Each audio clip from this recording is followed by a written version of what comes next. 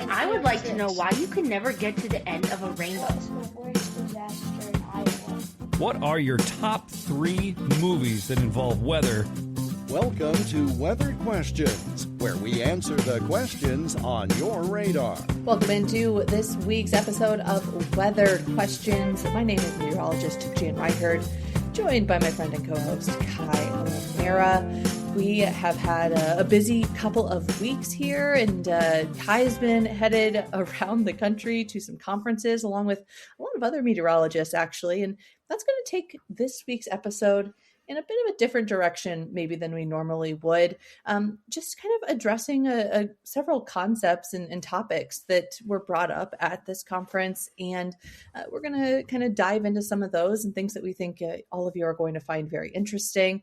And then we'll get back to some more Q&A style questions next week. But Kai, you were at the AMS conference. AMS stands for American Meteorological Society. It is a widely respected entity in the meteorology world. How was the conference? Yeah, it was big.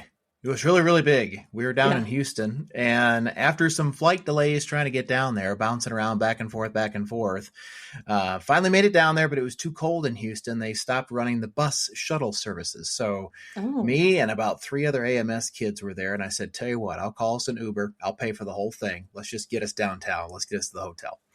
So we did. We got down there. It is impossible to see all the talks. It's physically impossible. Oh, yeah. And the attendance, by the way, was in the thousands, and it was worldwide. We had people from all different countries down there. And there were different kind of subsets. You could go into the AI section. You could go into the radar section. There was some broadcasting sections as well. One talk, though, that I thought was really neat. It was almost a town hall panel approach. And I bet, so there were 7 professionals on the panel. One was a broadcaster. Another was a very long-term NOAA employee. And then we actually had a cancer doctor on the panel. Interesting. And we had an engineer on the panel. And I'm going to forget her title, but she works with NOAA. She's really super smart, and she was there, and I forget her name. But the big question mark was, how do we ethically transmit weather information? And, you and I have warned about this for a long time. I'd say we're going on 10 years now. And the warning is, trusting your source of information. And so this entire episode today, granted, it's not really super structured, so there may be some hiccups here and there that you're not used to hearing us do, and you're just going to have to play along with it today, because we're going to dedicate this entire episode to misinformation. And the reason why is because the broadcaster at the talk, there was a person, and this was that huge snow and ice event that went through the southern plains and southeast U.S. and eventually up in the northeast U.S. It affected like half the country.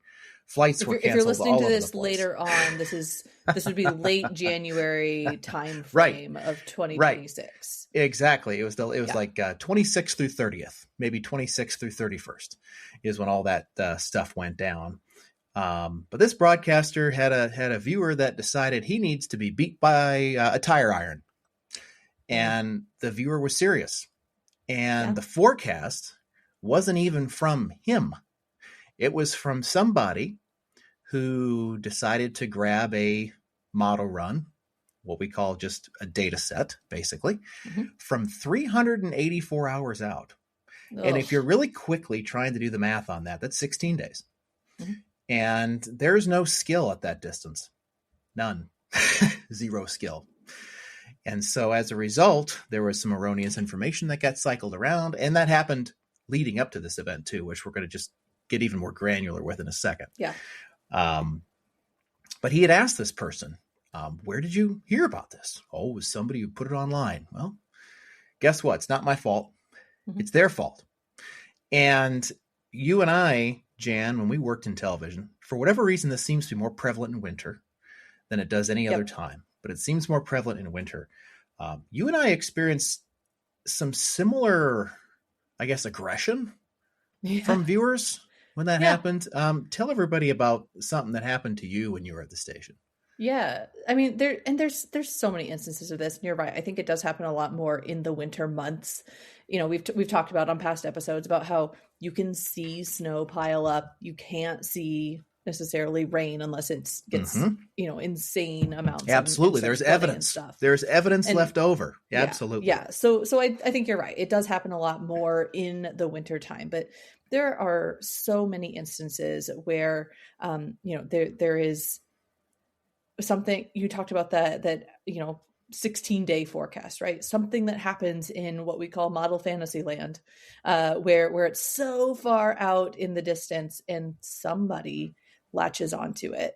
Somebody who is probably not a degreed meteorologist, a credentialed meteorologist, and they post it. And because they said that one area is going to get a foot of snow, 18 inches of snow, 24 inches of snow, it gets shared and constantly shared. And I cannot tell you the amount of times we had this a lot in Eastern Iowa. I dealt with it in Nebraska as well, where we were, constantly combating. Well, they said it's going to snow 18 inches. Who's they? Who's they? Right. And, and you ask them, you say, well, who said? And they're like, well, the meteorologist. Well, who? And nobody knows. They don't know who they're getting their forecast from. But yes, we've had so many instances of that where you're getting a forecast again for an excessive amount of snow, more than a week out into the future. And the unfortunate truth is the science is just not there to be doing a granular forecast like that far in advance. Yes, we can indicate temperature trends. Yes, we can indicate precipitation trends, but you are not going to be able to have that detailed of a forecast that far into it in advance in the future. You're just not. That's just not where we are. And it's kind of a catch-22 of where we are in the world. We've gotten so much better over the last 10, 15, 20, 30, 40 years in forecasting that people expect that of us, that we can do things like that because of app forecasting and point forecasting and things like that. But unfortunately, we just can't do that detailed accuracy that far in advance. It's just where we're at. And that's Jan's very professional way of saying what I will say very bluntly, which is we're just simply not that good. We're not that good at that distance. And that kind of, spills us over into another type of category here, because I know what some of the listeners are thinking. This is not going to be 2-degreed meteorologists saying that meteorologists are actually better than the average person, because there are sources out there that really do a nice job. There are. Not very many, but there are that actually do it the responsible way. And as a result, if you were to go after those pages and follow them, you'll see that the majority of the content isn't certain at all. It's just, hey, I want to let you know this is coming. Very much like you or I would alert our own families a week in advance and say, hey, we're watching this. I just want you to be aware of it. Don't change anything yet, but keep an eye on a trusted source. That's really what some of them do. Now, does that get you the engagement? And does that get you anything else to get paid? Usually not. Yeah. And so for those that are not aware of how television and digital works, the more hits you get, the more likely an advertiser is going to just climb onto that and say, ooh, they got 20,000 hits. I would love to drop, a couple $100 down to sell my crowbar business, my tire iron business, to go beat this meteorologist up. Right. Yeah. And I'm going to go drop now. And it doesn't matter whether he's accurate or not. Mm-hmm. And I say he because I don't see hardly any women ever doing this. It's all guys. Seriously, it's all guys being Maybe stupid. Maybe that says something, Kai. It's all guys being stupid. It's what it is.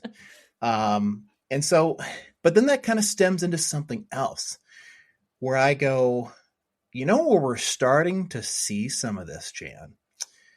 And it's a trend that I'm not thrilled about, but both you and I know I'm teeing you up, and you're going to hit a home run for everybody. And if you don't hit the home run, I will make sure and slam it home for us. Okay, thank you. But I'm sure you will. Well, you and I managed to escape what is called now in media alert days. Mm-hmm. And that is where we go out of our way to make sure you're scared. We make sure we use red, we use a wild font, we bold that day because you better watch that day. It might get below freezing, Jan. Yeah. You better watch that day. Be alert. It might snow 3 inches. You better watch that day. And so that has been adopted by some TV companies. And I'm just simply saying alert day because I'm not trying to out any corporations. But I'm just wondering, does it work? Why did we get to that point? Why don't the icons work well enough? And I think we've desensitized almost to everything else. Yep. And we've become so granular. We've become so focused on having everything and then some instead of just a generic day. And to be fair, as meteorologists, we will absolutely be the first people to point out that, your classic 7-day forecast that, 8 or 7, 8, 9 bars, however many days you're representing, one icon and one temperature is never going to represent an entire day. We'll be the first people to tell you that. Ever. So that is, it's probably in part because we've tried to be more detailed, but then again, as Kai noted, you've got those advertisers catching on to things, and when salespeople figure out that more money can come in because of that, it all kind of rolls into a big giant snowball and keeps building. And so then you get wanting all of those little nitty gritty details. And okay, well, if it's going to sprinkle, it might affect the commute. We better put it on there. Even though most people really aren't too bothered by sprinkles. No. When I first started in the industry, our old chief at the time, he said, Kai, there's going to be about 2 days out of the year that really require your attention. Make sure you are there and present on those 2 days. And chances are good those are either a blizzard or a severe weather outbreak that's actually life-threatening. The squall line in the afternoon at 4 o'clock that is non-severe is part of what we call the climate. It's part of summer in the Midwest, and that should be considered, in my opinion, a daily expectation. The biggest thing we'd want to do as meteorologists is make sure people know it's coming, but I don't think we need to shut down commerce for it. Yeah. Because at that point, we wouldn't have any commerce ever again. And so now the whole reason I'm talking about this is because it's not just, and what gets me to the point of we're not necessarily just going to take this time to question those that are out there without the proper education, but also question those that have the education, because there has to be some pressure above their weather staff to get stuff out there just too early from what the science dictates as being possible. Yeah. And as a result, you get more false alarms. And just let's put it this way. Let's say you've got a brand new restaurant coming into town, and they've advertised themselves as the best, the greatest. It's going to be the best food you ever had, and you're going to be in and out. You're not going to believe it. So you show up, and you got the first day jitters. Food's okay. The wait's a little long, but you know what? You're going to give them another chance. All right. We're going to go back that next Saturday night. This time the wait's even longer, and the food was a little better, but the service was totally missing. All right, maybe they had an off night. I'm going to go back for the third week. Well, now the third week, they decided they're going to add a required gratuity on a party of 2 because that's just a new rule. That's the sponsorship part of it. Mm-hmm. I see where you're going with all this. I like the analogy. The wait was even longer, and the food was still crap. Number 4 ain't happening. Yeah. It's not. You're not taking your family a 4th time. But for whatever reason, bad weather information gets a pass. And I don't know why. I honestly don't know the answer. I would love to know why some folks spread misinformation. And maybe it's because they don't know any better.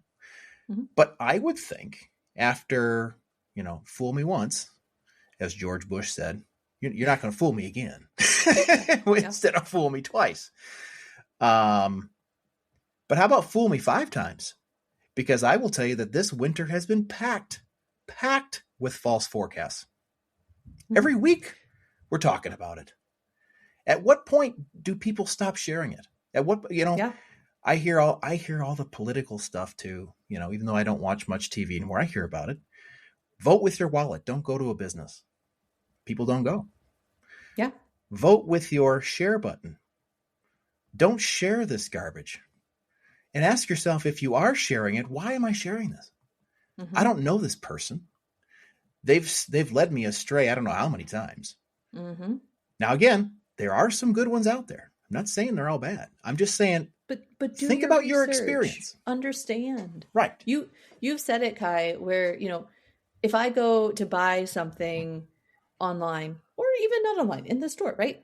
Mm-hmm. I am going to look at reviews. I'm going to do a little bit of basic research there in the moment. I'm not just going to look at the picture and click purchase.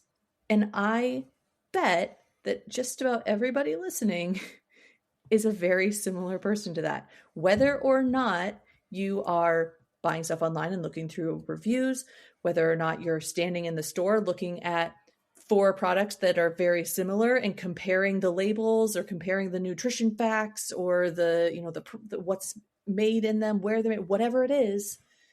Why are we not doing that with our weather product, which is, rather than, as you said, just immediately clicking that share button of, hey, cool weather map, crazy snow amounts for this state. Let's share that so everyone sees it. Why are we not taking the extra 30 seconds to say, is this valid? Is this, something that is worth sharing? Is this legitimate? Has this, honestly, something with social media these days, has this been, is it a time that actually makes sense? Meaning, was this shared originally 4 weeks ago? Right. That's a whole different thing. Yeah. There are people that will share big blizzard coming next week when that forecast is over a month old. It's from November. Right. And you don't look at the date. And that's the thing. I didn't even think about that. But the whole tie into all this is, and again, I do want to stress that the folks that are out there on their own, there are some darn good ones. Absolutely. And I have followed a few, and I have watched them completely dismantle a weather service forecast. And I've watched them dismantle a local meteorology forecast as well. That means they outperform the TV station and they outperform the NWS. Those people exist. They know they exist. And I know that those people don't tend to have the big, bold red font in their graphics that elicit instant anxiety. At least that's what I understand. I'd need a psychologist to make sure, but that's how I understand it. Big, bold red font is automatically triggering caution and alarm in your mind. And it's big. And you have to wonder if those extended type forecasts, true or false, is only there for a money-making opportunity. Mm-hmm. It's not really there to serve you in any way.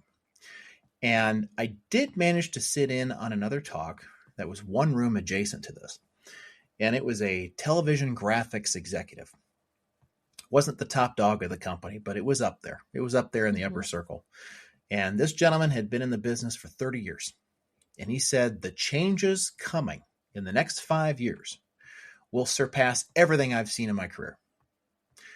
And there was a talk at AMS, Jan, about starting your own station. Yeah. And that's where this is going. And that's why we're having this conversation.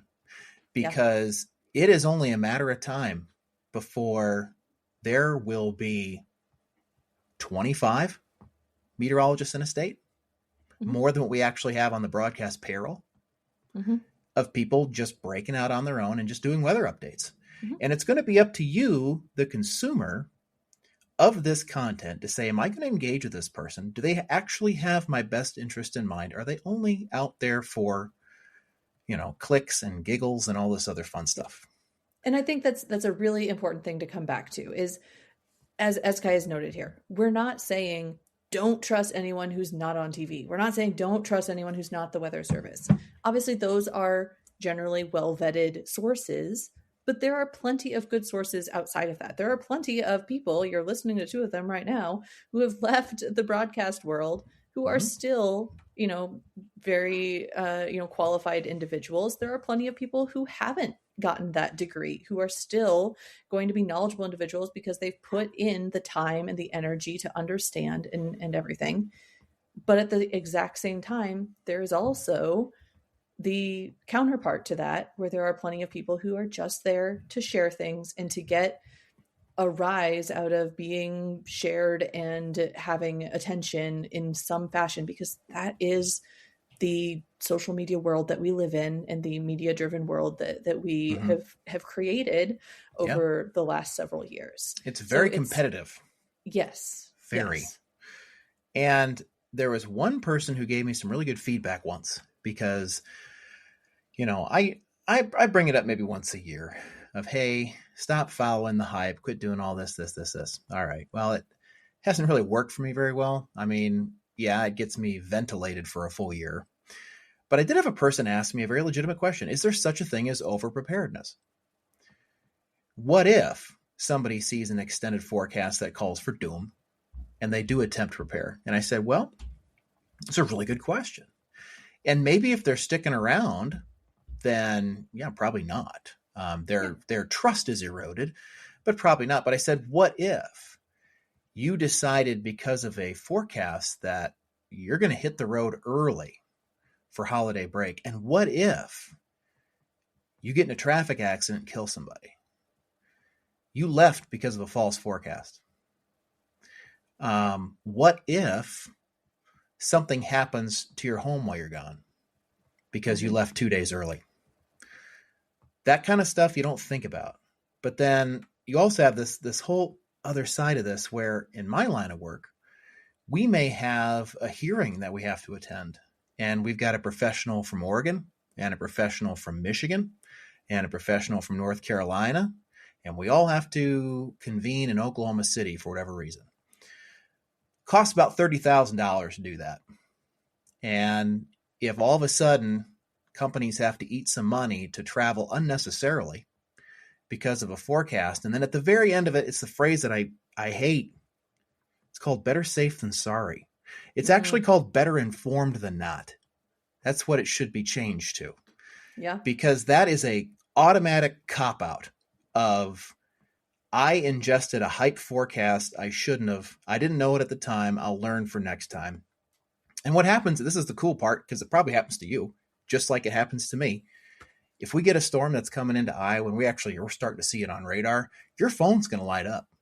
Yeah. My phone's going to light up. And people are going to say, all right, what's this really looking like? Because they trust us, right? Yeah. But the emergency manager, there was an emergency manager who asked me that question. Is there such a thing as overpreparedness? And it got me thinking about that, not really. But what if you act on it and something happens to you that's unfortunate, or happens to somebody else because it's unfortunate? What if maybe it's a better way to say there's not too bad. There's not a thing of like over awareness. Right. But maybe that once you actually start actively preparing and doing something, maybe that's the dividing line. And the reason why we're bringing this up right now, we're entering mid-February, and there's still hype, about southern U.S. getting snow. It's not happening. It's just not. There was a cold front run that came through one of the models, and it's gone now. It's been gone for a while. Nebraska hit the 70s this past Monday afternoon. Okay. No. I know. It's done. It's I shouldn't say done, but that hyped forecast is not going to happen. Yes. And so let's just see if this continues into spring and summer, because I don't, and correct me if I'm not on the same page here.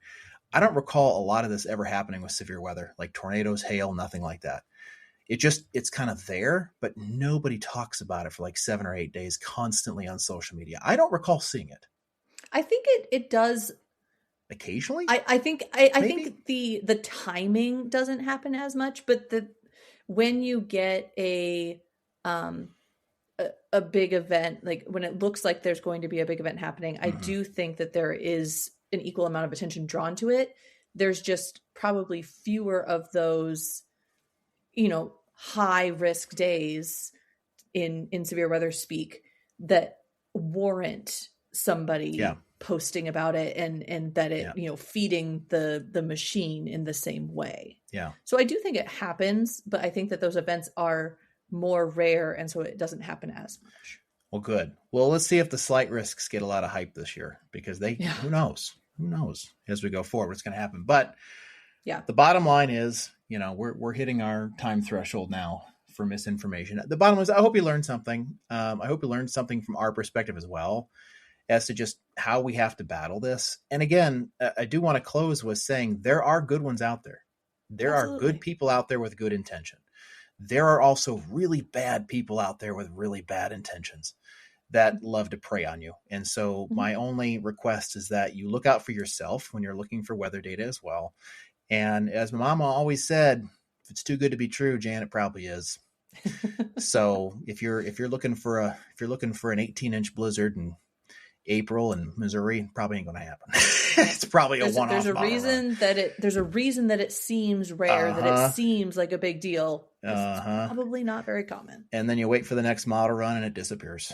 We could do an entire season about how models work, but we'd put you all to sleep, and that's not what we want to do here. So, all right, you've now spent 26 and a half minutes with us, so thank you. We will get back to questions and answers for the next episode. It's actually going to be a really fun one. We're going to answer a few more questions than we have in the past in that episode. So until next time, thanks very much for staying with us here on Weathered Questions. Stay safe. We'll talk to you next week.